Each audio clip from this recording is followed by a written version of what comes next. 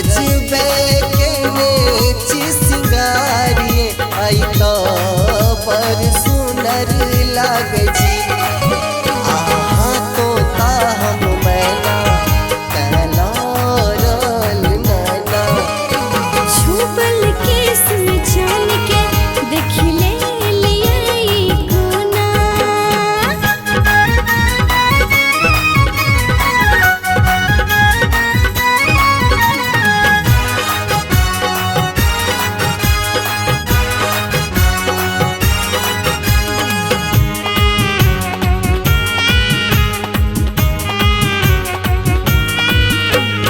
चलते पवन बसात केस छिरिया लागल बात जना के ओढ़नी पूरिया लागल। चलते पवन बसात केस छिरिया लागल बात जना के ओढ़नी पूरिया लागल। पलक उठल जहिना कमल खिलल देखाल ओहिना पलक उठल जहिना कमल खिलल देखाल ओहिना। अब कहू अहाँ के किए विचारिए अहाँ तऽ बड़ सुंदर लागे छी। अहाँ गजबे के नेची सिंगारिए अहाँ तऽ बड़ सुंदर लागे छी।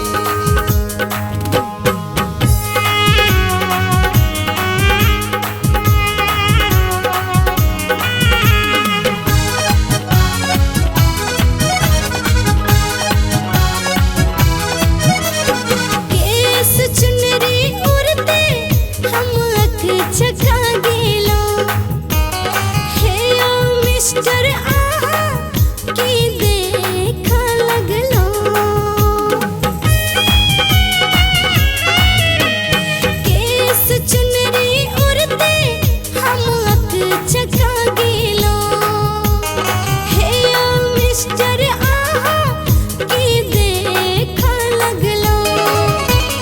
रोग दिल के लगेलो बन का धड़कन जीना है यो रोग दिल के लगेलो बन का धड़कन जीना।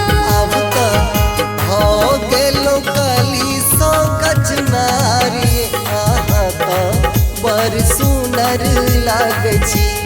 अहाँ गजबे के नेची सिंगारिए आई तऽ बड़ सुंदर लागे छी।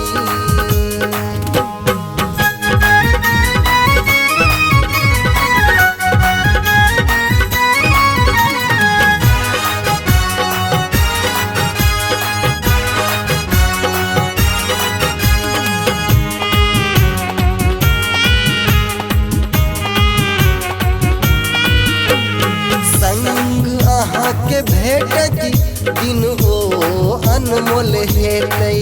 हमर अरमान पूरत प्यारक मिल जोल हेतै। हे संग अहाँ के भेटती दिन ओ अनमोल हेतै। हमर अरमान पूरत प्यारक मिल जोल हेतै। तन मन व्याकुल राधा के श्याम के बिना तन मन व्याकुल राधा के देख श्याम के बिना।